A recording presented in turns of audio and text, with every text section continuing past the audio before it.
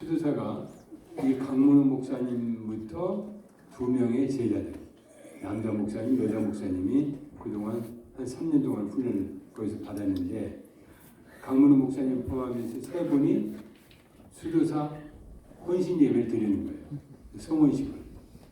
그래서 가운도 있고 여러 가지 우리 교회처럼 그런 모습을 합니다. 그들은 이제 일생을 봉쇄 수도원에서 자기 생을 마감하는 그런 수도 헌신 예배를 드리는데, 나름대로 큰 의미가 있었습니다. 대신교에서는 또 청이기 때문에. 그런데 이 강문호 목사님 전에 강문호 목사님은 안수할 사람이 없는 거예요. 그러니까 강문호 목사님 스스로 기도 가운데 안수를 받고 남은 두 제자를 안수하는 그런 건데, 그럼 누가 이걸 인정해 주느냐? 거기 모인 회중들이 강문호 목사님을 인정을 해주면서 그렇게 얘기합니다. 오늘 수도사로 부름받은 자들에게 우리 회중들이 그 목사님의 소원을 인정하면서 하나님의 명령입니다. 당신들은 이제 세상을 향하여 죽으십시오. 보이지 않는 영혼을 사모하십시오. 영원한 것을 위하여 영원하지 않는 것을 포기하십시오. 그렇게 하고 수도사들은 말씀대로 행하겠습니다. 그렇게 서원식이 끝나게 됩니다. 세상에 대해서 죽는 것입니다. 임직이라고 하는 건 그런 거 아니겠습니까? 그래서 바울이 갱그레아에서 머리 깎아 들어오는 것처럼 갱그레아 또 삭발식이 있어요. 그 목사님이 또 우리 보는 앞에서 삭발하면서 송원하는 그런 모습도 보였습니다. 간단합니다. 영원한 것, 가치 있는 것, 그걸 위해서 죽겠다는 거죠. 세상에 대해서 죽고 보이지 않는 것을, 영원한 보이지 않는 것을 위해서 영원하지 않은 보이는 것들을 버리는, 그것들이 그리스도 안에서 임직의 의미가 있다고 생각합니다. 또 그 다음 날에는 논산에 갔는데, 논산에 대정 요양병원이 있는데요. 제가 요양원도 섬기고 있기 때문에 굉장히 그 요양병원을 가보고 싶었습니다. 여기는 어떻게 섬기나? 너무 아름답게 섬기는 거예요. 그 요양병원에 가보고 싶은 첫째 이유는 요양병원의 규모도 좀 있는데 어디에서 돈을 내가지고 한 게 아니라 1612명의 기부금을 받았어요. 그러니까 1612명이 조금씩 낸 돈을 모아가지고 요양병원을 생긴 거예요.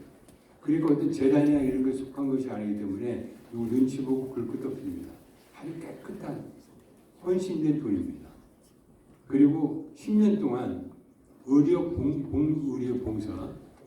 봉사로 했던, 10년 동안 했던 그런 의료 봉사원들이, 그러니까 의사도 있고 간호사도 있고 10년 동안 그런 활동을 하는 사람들이 모여서 의료팀을 만들고 1612명이 기부를 해서 그 병원을 세워진 정말 아름다운 그런 요양원이었습니다. 1612명이 너무 귀하게 보였고요. 10년 동안 의료봉사로 그렇게 수고했던 그분들이 귀하게 보였습니다. 그러니까 논산에 아주 시골이에요. 산골이에요.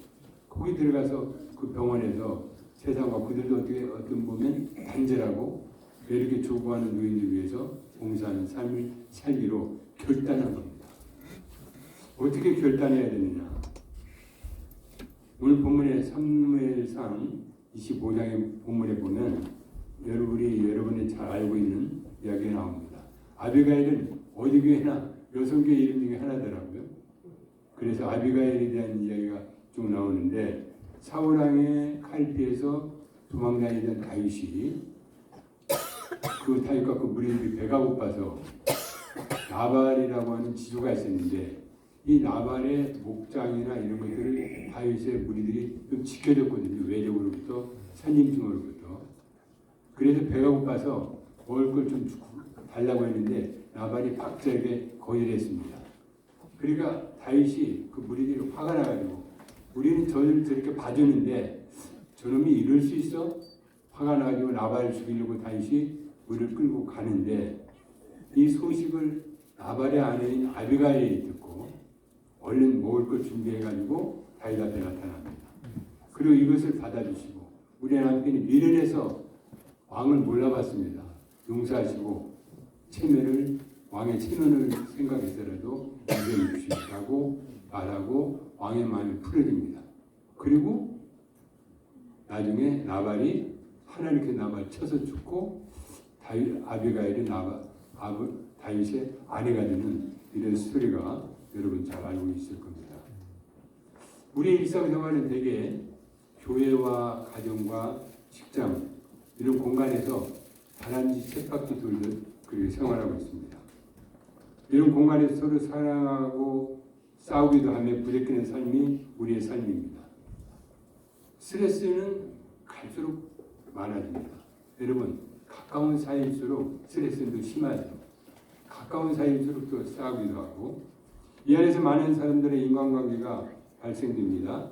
서로가 사이좋게 화목한 관계로 살아가지 못하고 대립되고 갈등하고 마찰하고 여기에 화평케 하는 아비가일과 같은 그런 인물이 필요합니다. 우리 주위에는 너무 싸움으로 얼룩진 세상을 우리가 살아가고 있고 정말 우리가 필요한 사람들은 이 시대의 피스메이커예요. 그러니까 오늘 현대의 화두는 평화입니다. 항상 모든 것들이 평화고 우리나라는 특별히 남북관계 이런 여러 가지 정세를 봐서 전부 평화. 남북으로 평화를 우리가 이뤄야 되고 동서간의 지역으로도 우리가 평화를 이뤄야 되는 그런 지정학적으로 위치해 있습니다. 그럴 때 아비가일 같은 지혜로운 여인이 중개해주고 화평케 하는 그런 역할이 우리에게 필요합니다. 이 아비가일과 같은 화평케 하는 여종이 필요한데 가정에서는 이 역할을 누가 할까요? 아내가 하겠죠. 어머니가. 그리고 교회에서는 대부분이 권사가 합니다. 집사는 말 그대로 한문으로 일을 잡은 사람이에요. 그러니까 일을 하는 것이 집사고 권사는 말 그대로 권고하고 권면하고 챙기는 그래서 성도들끼리 잘 화합하도록 하고 목사님과 성도들 가운데서 이런 연락을 잘 해주면서 끊기지 않게 하고 목사님의 마음을 대변해서 챙기고 하고 또 성도들의 마음을 목사님께 진언하고 이런 역할들이 권사의 역할로 되고 교회에서는 절대적으로 필요합니다. 교회에서 권사는 기도의 어머니입니다. 권사의 첫째 일은 바로 기도입니다. 교육자를 잘 섬기고 교회들과의 가교 역할도 잘 해야 되는 선한 영향력을 발휘해야 합니다.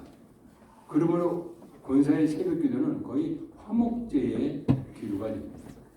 하나님과의 관계에서 화목하고 이웃과의 관계에서 화목하고 하나님과의 관계에서 화목하게 되는 먼저 기도로 하나님의 은혜를 누리고 그 하나님의 은혜를 가지고 이웃과의 교회를 돌아보며 하는 일들이 권사의 일입니다.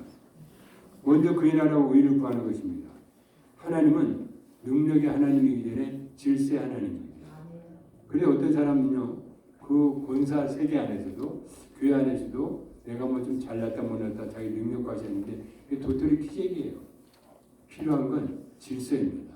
질서에 따라서 일을 해나갈 때 권사의 참담은 의미가 있을 것입니다.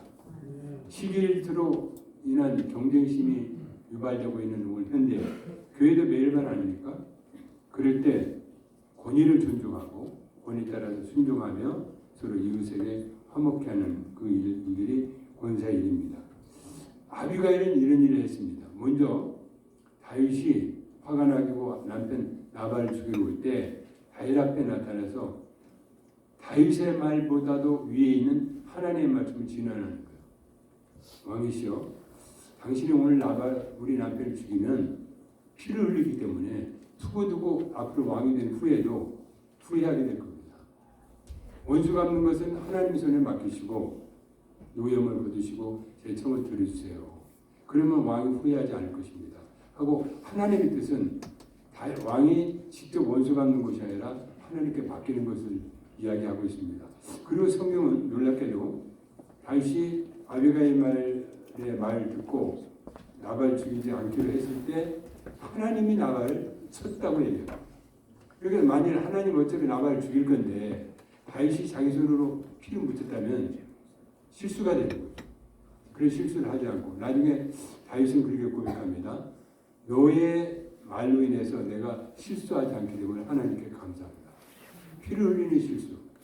하나님과의 화목하게 다윗과 하나님의 관계를 화목하게 피 흘리지 않도록 해줬고 또 인간과의 관계도 화목하게 한 그 아비가일의 경지를 봅니다. 또 이 아비가일은 가정에서도 아마 현모양처였을 거예요. 보니까 나발은 형편없는 남편이었는데 아비가일은 아주 훌륭한 현모양처의 역할을 했던 것 같습니다. 가정에서 자기 남편 나발이 못된 남편임에도 불구하고 남편의 잘못을 내 잘못으로 껴안고 다윗에게 호소하는 그런 아비가일의 모습을 봅니다. 잘났건 못났건 남편을 세우고 가족의 잘못을 자신의 잘못으로 받아들이고 남편을 잘 섬기지 못했고 자녀를 신앙교육으로 제대로 못한 자신의 잘못으로 남편 때문에 내가 어려운 게 아니라 남편을 제대로 챙기지 못한 나로 인해서 모든 문제가 생겼다라고 가정에서도 철저하게 아내의 역할, 화목제의 역할을 갖고 있습니다. 가정의 자녀 교육도 그렇습니다. 남편이 밖에 나가서 지금도 우리 현대도 그러지 않습니까? 집에서 아내가 자녀 교육에 신경을 챙겨야 될 것입니다. 저는 그런 면에서 참 불충했던 사람입니다. 저는 가정에서 충실하지 못했고 제대로 가정을 이끌지 못했습니다. 그래서 기도하기를 하나님 내 힘으로는 가정을 이끌기가 어렵습니다. 내가 다른 건 목숨도 바치고 다 하겠습니다. 그러나 가정을 잘 꾸리라고 하는 말은 저는 가정에 이미 한번